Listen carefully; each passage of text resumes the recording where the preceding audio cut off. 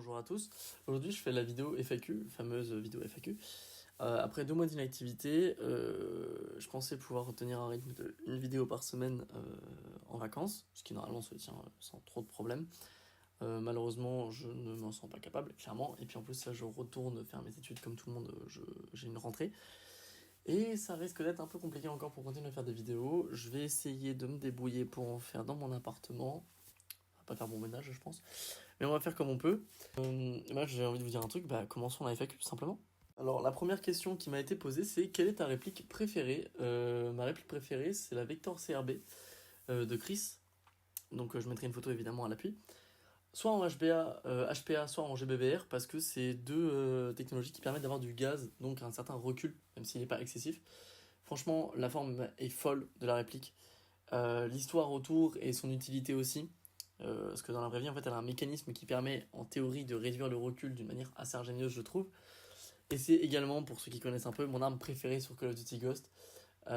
Puis, d'ailleurs, je reviens aussi sur le HP LGBBR. En général, c'est assez performant, même si ça demande un entretien assez compliqué. Une autre question qui m'a été posée, c'est comment je suis devenu passionné. Faut savoir que moi, j'étais surtout, quand j'étais enfant, je jouais surtout à Call of Duty, beaucoup. Donc j'étais surtout fan des armes en fait. Fumer des gens c'était cool, mais franchement, personnaliser les armes dans les configs, j'adorais. C'est vraiment le truc que je faisais le plus parce que moi je lançais des games que contre des bots en fait, je jouais jamais en ligne parce que je voulais juste jouer avec les armes à feu, ça me faisait trop kiffer. Donc l'airsoft, j'ai commencé vers 14 ans et je me suis informé beaucoup. J'en ai acheté un vers 15 ans du coup en fait, donc j'ai pas vraiment commencé à 14 ans, j'ai plus commencé à m'informer vers 14 ans.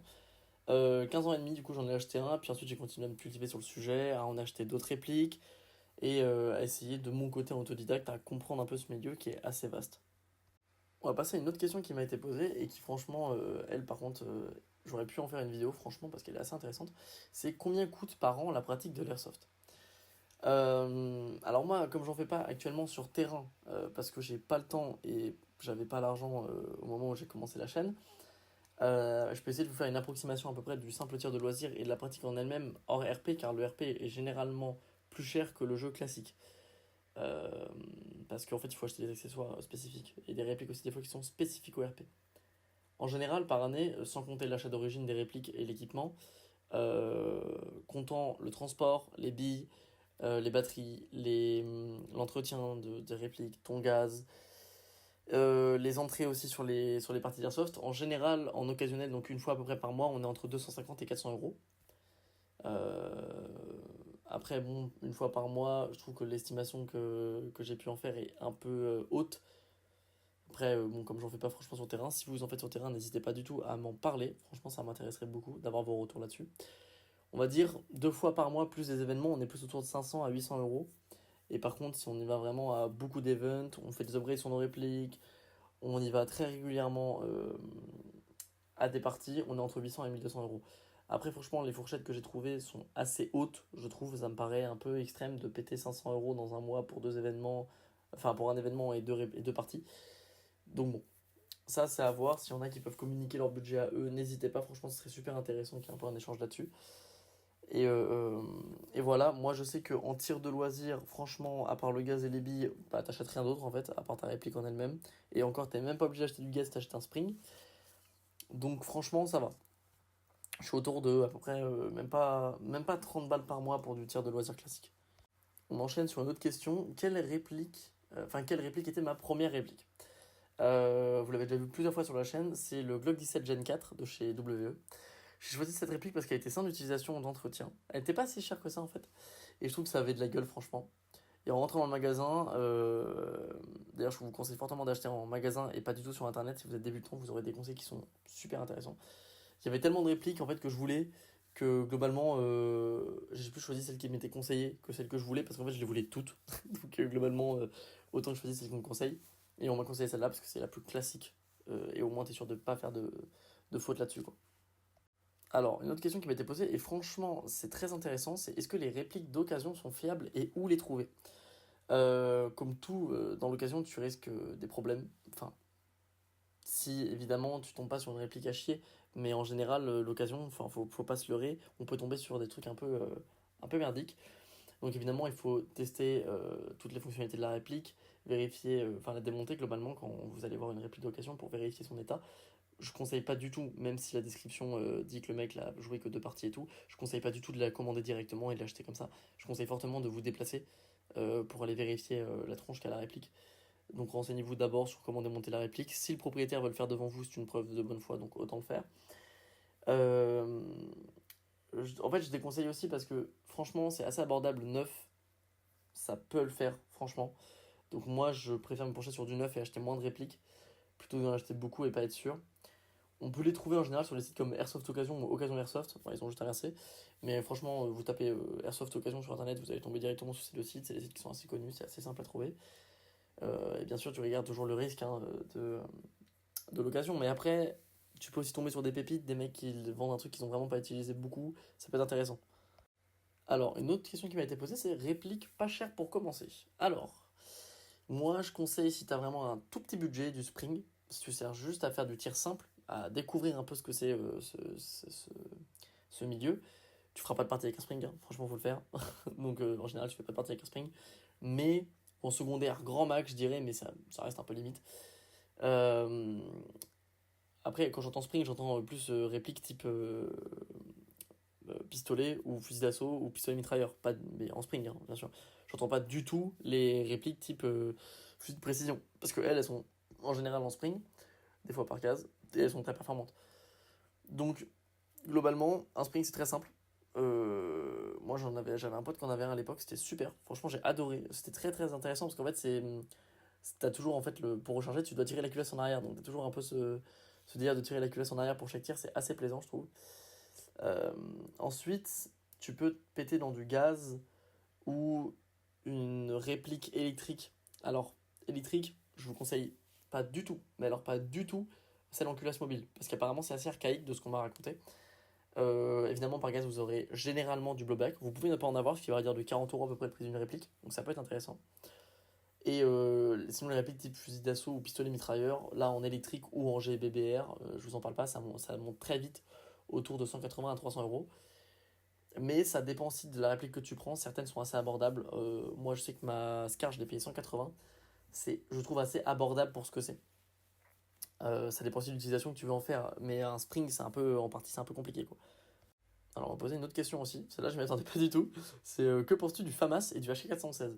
Là, on n'est plus du tout dans le débat de l'airsoft. Mais du peu que je connais moi, je peux vous dire que je trouve ça dommage d'avoir acheté des HK416 dans la mesure où le FAMAS, même si c'était une plateforme Bullpup, on dit comme on veut à peu près, même si c'était une plateforme de ce genre-là et que du coup c'est un peu spécifique, au moins ça faisait qu'on était un peu plus indépendant sur l'armement individuel. Aujourd'hui, du coup, c'est plus vraiment le cas, puisque même si l'Allemagne est alliée entre gros guillemets avec nous, bah, dans tous les cas, on leur achète quand même leur réplique, même si on achetait, enfin leur réplique, leur arme, même si à l'époque on achetait déjà beaucoup d'armes allemandes, type MP5 ou UMP45 étaient déjà utilisées. Pourquoi pas, les deux sont chambrés en 5,56 par 45 de souvenir. Même si le HK416 c'est une plateforme dite classique, ça permet du coup un apprentissage du maniement de l'arme plus simple, je dirais, que sur un FAMAS. C'est peut-être aussi pour ça que ça a été changé. Mais après, l'intérêt aussi du bullpup, c'est que tu peux couper le canon de plus en plus, puisqu'en fait ta plateforme de tir elle est à l'arrière de ton arme. C'est-à-dire qu'en fait, le fonctionnement de ton arme il est à l'arrière, au niveau de ton épaule. Donc ça réduit une partie du recul et ça permet aussi de pouvoir raccourcir le canon. Ce qui a été fait sur la P90 par exemple. Moi je dirais que c'est un peu con parce que c'est dommage, on avait le FAMAS, c'était une arme française qui était vraiment plutôt bien. Elle a été changée au profit du H416, bon, c'est pas nous qui choisissons. Donc, de toute façon, j'ai pas grand chose à dire. Je suis pas militaire, je suis pas réserviste, je suis pas du tout dans ces milieux-là. Mais je trouve, d'un point de vue de quelqu'un qui est un peu passionné des armes à feu et des répliques et d'airsoft, que bon, c'est pas forcément une bonne idée. Après, il y a sûrement des justifications que vous pourriez me donner en commentaire sur ce pourquoi ça a été fait. Et là, on va passer à une question toujours un peu compliquée dans le milieu de l'airsoft, puisqu'évidemment, l'airsoft, on ne découvre jamais uniquement à la majorité, on découvre des fois quand on est mineur. Donc la question c'est, est-ce qu'il y a des clubs d'airsoft pour mineurs? En effet, il existe de rares clubs pour les mineurs, mais la réplique tirera à 0,08 joules. Parce que légalement, la réplique doit tirer à 0,08 joules. Pour vous donner une idée, mon Glock fait 1 joule.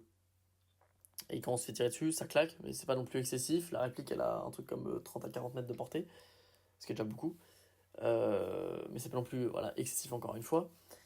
Donc bon, vous pouvez aller dans un club pour mineurs, ce sera peut-être même très intéressant. Mais le paintball, c'est plus intéressant parce que t'as pas vraiment de limite en fait sur ta puissance de réplique, enfin de ton lanceur. Donc c'est un peu plus intéressant. Par contre, c'est possible de participer à une partie d'Airsoft classique si tu t'arranges en off, entre guillemets, avec le club pour voir s'ils sont prêts à accepter un mineur. Mais franchement, je pense qu'en dessous de 16 ans, la réponse sera non. Si t'as 17 ans, que tu vas avoir 18 dans 4 mois, ça se négocie parce que t'es bientôt majeur. Donc peut-être que ça peut se négocier avec un club d'airsoft. Encore une fois, il faut voir avec le club d'airsoft. Euh, mais franchement, c'est à essayer. Tu pourras peut-être jouer avec des répliques plus performantes dans des environnements plus intéressants avec des gens qui connaissent déjà l'airsoft. Donc ça peut être intéressant. Et la dernière question qui m'a été posée, c'est est-ce que j'ai réussi à réparer mon Beretta, mon M9 Beretta, mon M9A1? Oui, clairement oui. J'ai fait une vidéo d'ailleurs pour expliquer comment réparer la sécu qui a d'ailleurs encore pété aujourd'hui. Aujourd'hui, je jouais simplement, la sécu est partie et vu que c'est une pièce minuscule avec un ressort, grosse flemme de le rechercher dans mon jardin. Donc, bah écoute, je vais faire ça, hein. Mais je vais vous montrer une petite vidéo à l'appui du coup du Beretta qui fonctionne très bien, hein.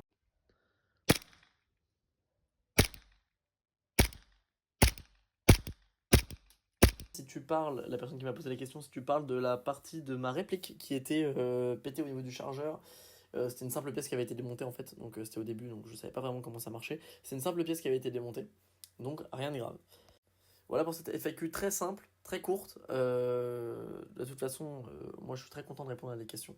J'adore interagir avec vous, surtout quand les interactions sont intéressantes, qu'on m'apprend des choses et que je peux apprendre des choses. C'est super, j'adore ce genre de communication. Par contre, celle où ça vient juste trash, bon après je sais qu'il y en aura toujours, hein, parce que c'est un milieu qui est assez... où tu peux vite piquer des gens, tout ce qui est réplique d'airsoft, arme à feu, tout ça. Tu peux très vite piquer des gens qui sont très puristes. Mais bon, moi je considère que au lieu de chier sur des gens en disant moi j'ai tiré avec ça donc je sais mieux que toi, plutôt m'apprendre plutôt que juste dénigrer des gens en boucle. D'ailleurs, je voulais vous parler de quelque chose. J'avais une idée pour faire un nouveau concept sur la chaîne. Il faut que je m'y mette. Ce serait un durability test. C'est-à-dire qu'en gros, je prendrais une réplique et je ferai un test de durabilité de la réplique, donc en conditions extrêmes de la réplique. Pas une utilisation classique et voir en combien de temps je peux la garder. Non, non, une utilisation vraiment extrême de la réplique en 10 minutes, type chute au sol, voir si la réplique tient. Ensuite, la foutre dans de l'eau et voir ce que ça donne si je tire avec. Est-ce que oui ou non ça la casse. Dans de la boue, dans du sable, dans du gravier pour voir ce que ça fait. Tirer dans différents angles, voir si quand je tape la culasse en reculant, enfin en tirant, ça abîme vraiment la réplique. Enfin, d'utilisations extrêmes d'une réplique pour voir si oui ou non une réplique d'airsoft c'est si résistant. Et si ça vous plaît, pourquoi pas un format sur d'autres répliques. Faire des tests de plusieurs répliques. Au début, je pense que je commencerai sur du Spring, parce que je suis étudiant, donc je vous avoue que j'ai pas forcément l'argent de foutre 180 € dans une réplique que je vais péter dans une vidéo. Donc bon, euh, voilà. Et aussi peut-être un autre format, les questions débiles d'airsoft. Si vous avez des questions toutes connes, type est-ce que tirer à l'envers sur une réplique d'airsoft c'est dangereux, ou qu'est-ce que ça peut faire à ta réplique, n'hésitez pas à les poser en dessous de cette vidéo là, que moi je vous réponds directement en vidéo. Donc plein de petites questions, hein, ça peut se faire, je pense faire à peu près une dizaine de questions dans la vidéo. Si vous avez plein de questions, mais toutes bêtes, hein, vraiment, est-ce que le speed loader, il y en a qui existent en métal ou autre? Est-ce que, je sais pas moi, deux répliques d'airsoft qui se tirent dedans, ça abîme une réplique? Enfin, plein de questions. Si vous en avez, n'hésitez pas à me les poser. Moi, je vous dis à plus. Encore une fois, pour le rythme des vidéos, je vais faire tout ce que je peux pour essayer d'en faire le plus possible parce que c'est mieux pour la croissance de la chaîne et aussi parce que je trouve ça très désagréable d'avoir pris un engagement que je ne tiens pas. Moi, j'espère que cette vidéo vous aura plu. Une simple FAQ. Si vous avez d'autres questions, n'hésitez pas à en poser en dessous de cette vidéo. Si vous avez des choses à dire sur ce que j'ai dit ou si vous trouvez que j'ai dit des choses mal ou que je me suis mal exprimé, n'hésitez pas non plus à me le dire. Moi, j'attends qu'une chose, c'est d'échanger avec vous. Et moi, je vous dis ciao!